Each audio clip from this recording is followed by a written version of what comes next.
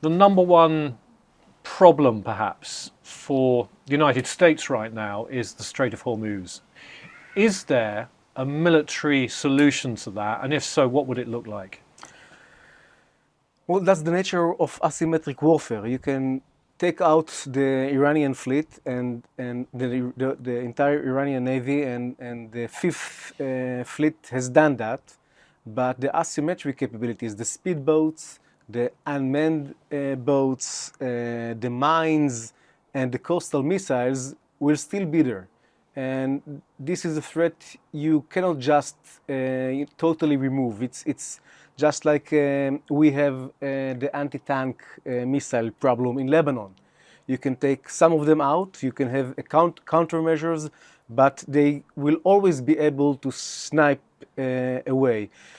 You can protect the vessels going through the Hormuz Straits, and you can win the war. That's basically the tactic and the strategy to maneuver around this problem. And I guess this is the American strategy. So a convoy type system? Well, yes, the convoy type system, as you know, has won the war against the U-boats at the Atlantic. Actually, in the context of the Hormuz Straits, you don't need a convoy. All you have to do is have a small line of ships equipped with the anti-measures, and that will secure the whole passway. It's not as simple as I've just laid out, but it is a solvable problem, not in a way, as I've said, as taking out the threat, but in a way as much better securing the shipping that does come out.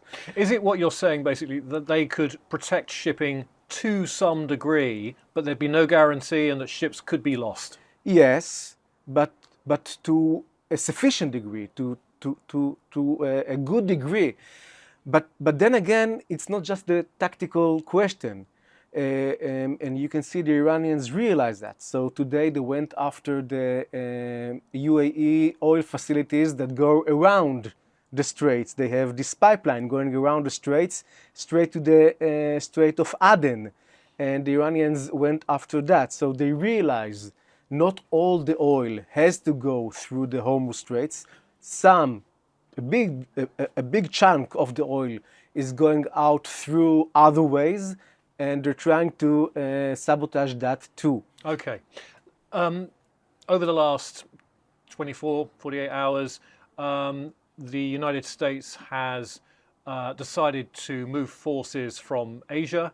This includes 2,500 Marines, a naval assault ship. What do you think that's for? Is it maybe for Carg Island? Well, first, I don't know. I have no knowledge about the intent. Usually, when you deploy more forces, there's some possibilities. And they're not alternatives. They come on top of each other. So the first meaning of moving in forces is to declare that I'm all in. And I have more leverage. And there's more plans that I have for the future, so beware. It could look like that, or it could look like I'm panicking. Well, I guess so. It depends on your messaging. But in our context, I think the allies, when I say the allies, it's the United States and Israel, has actually proven that they mean what they say. So that's a big consideration for the Iranians. Anyway, so the first meaning is deterrence. We're all in, we can keep that on, and we can escalate. The next thing is the operational intent. I guess it can mean that the CENTCOM might have some operations regarding the opening of the Hormuz Straits on Iranian coastline. It can also mean that we can take the Courage Island, and that can be a tool in the further negotiations. And maybe another operational intent might be the 440 kilos of enriched uranium somewhere out there, buried in one of the Iranians' mountains. that only a ground operation can remove if the Iranian regime is not taken out by the end of this war. This is the 450 kilograms of enriched uranium that Steve Witkoff, the US Special Envoy, spoke about prior to the war beginning. Let's look at the air campaign. There have been some discussions in Israeli media that Iran could end up looking like Gaza, that there could be that level of air campaign, that level of destruction, and actually, I guess, civilian death. What's your assessment? Do you think that's a possibility? If that phrase means that Iran can be deeply hurt and much of its infrastructure is ruined, then yes. But let's come back to Gaza. Gaza is totally ruined not because of bombings from the air. It's totally ruined because it was a battle space prepared by Hamas to repel any future Israeli offensive. And once this offensive came, the only way the IDF could actually retake the ground and remove the Hamas threat from our communities was to fight within the Gazan cities. And the way to save IDF and Gaza civilians' lives was to take out the civilians and systematically ruin the battle space that Hamas has prepared. That is far from being the situation on the ground in Iran. That's a 90 million civilians populated country. The size, I'm not sure all your viewers realize the size of the place. For the Americans, you must... It's much bigger than Gaza, clearly. It's so much bigger than Gaza. It's from the Atlantic coast to the Oregon border, down from the Canadian border to the South Carolina. That's how big it is. So no, this kind of space cannot be as ruined as Gaza. So that's not a realistic scenario? No. Okay. Again, turning to a different aspect of this, what military lessons do you think that Israel and the United States are learning from this current conflict? One thing that occurs to me is that Iran has a lot of Chinese military tech, for example. So one lesson, and I'm sure it's sorry to say that about war, but professionally speaking, it must be a very confidence-filling learning experience for the American team, because as you've said, Iran's strategy is what the American military would call A2AD, anti-access area denial. What that means? Yeah, what does that mean? It means that with long-range precision missiles and other kind of capabilities, you deter the other side from coming into the theater. That's the anti-access part. The area denial part is what you see in the Hormuz Straits. I cannot compete with the Americans about the control of the sea and control of the air, but I can try to deny the free use of these two spaces from the other side, from the Americans in this case. Right. The Chinese strategy for its own arena of theater of war, future theater of war, is very similar. They would push to Taiwan and then try to deter the Americans from coming in with that strategy exactly. So the fact that this is the strategy and the weapons used, the weapon system the Iranian used, are very much Chinese, Russian, and Iranian copies of Chinese and Russian capabilities, with the same tactics and the same command and control methods, I think really can benefit the American with the learning experience and the perfection of methods, viewing a possible future conflict in the South China Sea. And I'm sure the American team is taking notes. As you know, the IAF, the Israeli Air Force, has already penetrated the Iranian air defenses thoroughly in June, but this is actually the first time that the Americans are busy in a major operation where this is taking out air defenses, a major challenge. And so in that aspect, I think, militarily speaking, it is an important experience for the American team in this war. Okay, so an important experience. I guess the caveat there would be that the Chinese armed forces operate on a significantly higher level in terms of the equipment they've got, the organization, than the Iranian. Absolutely. And surely the Chinese are taking notes.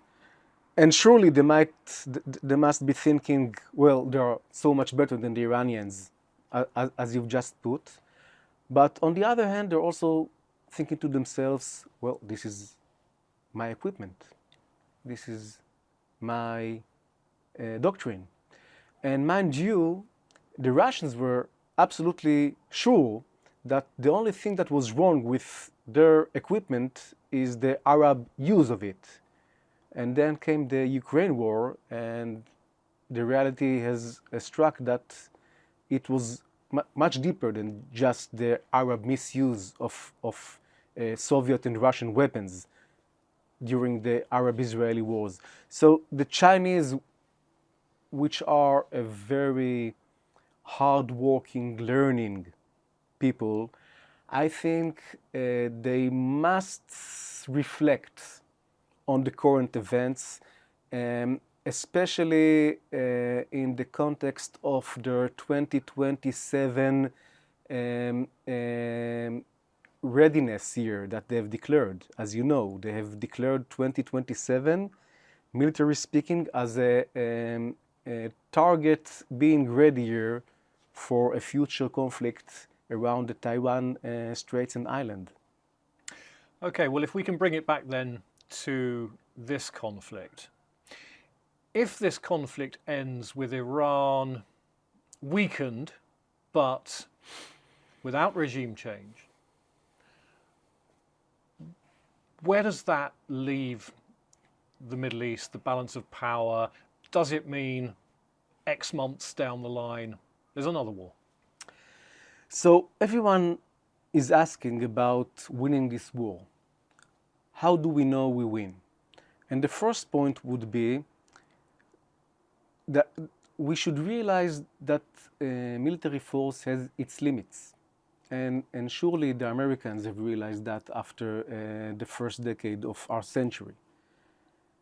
Military force, military might, as capable as it can be, does not re-engineer societies and do not make political engineering with other states.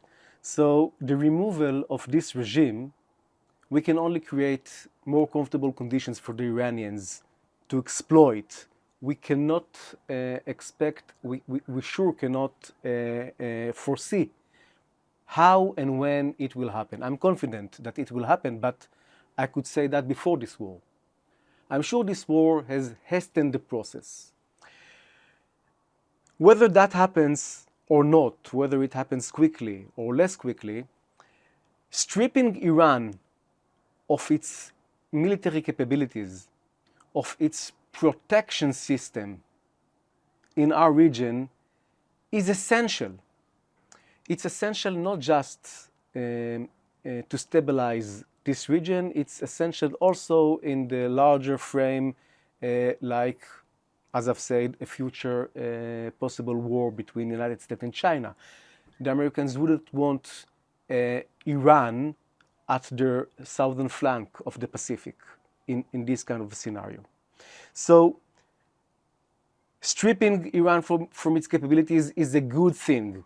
There is a risk because a wounded beast, a wounded revenge-seeking beast in this region is a dangerous thing. But still we have created a window of years for this weakened Iran to be dealt with in the worst case scenario.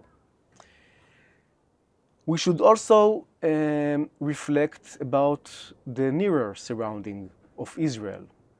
As we speak, your audience is very occupied with the Iranian theater, and rightly so.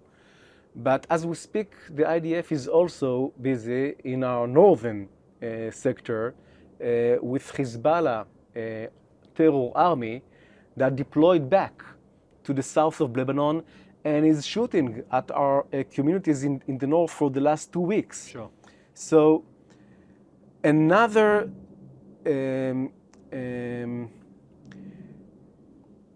outcome of this war must be the removal of not just the Iranian threat, but also its proxies from the proximity of Israel. And so I imagine that even if somehow the operation in Iran ends, Lebanon will still be an open theater of war until the IDF gets it right this time. Okay. I want to bring it back to Iran for the final question. What would you say to people in Iran who have been protesting against their government, the clerical authorities? They've been risking their lives, they've been shot at, they've lost loved ones that way perhaps, and now they are absolutely terrified by this Israeli and US campaign. They're experiencing bombing day and night, and they want it to stop. What would you say to those people? Well, I can't speak for these people. They speak from themselves. What I've heard from Iran, what we can see from Iran, is those very same people cheering on the rooftops, begging for the offensive to go on until this regime is gone. I don't think the United States and Israel can responsibly promise anything to these people. But surely the goal of this war is common to that group and to the allies fighting this war in Iranian skies. Mind you, bombs falling is a very scary thing. But as you know, because you've been here for the last couple of weeks, missiles fall on Israeli cities and towns and communities and in the Gulf, and they fall indiscriminately.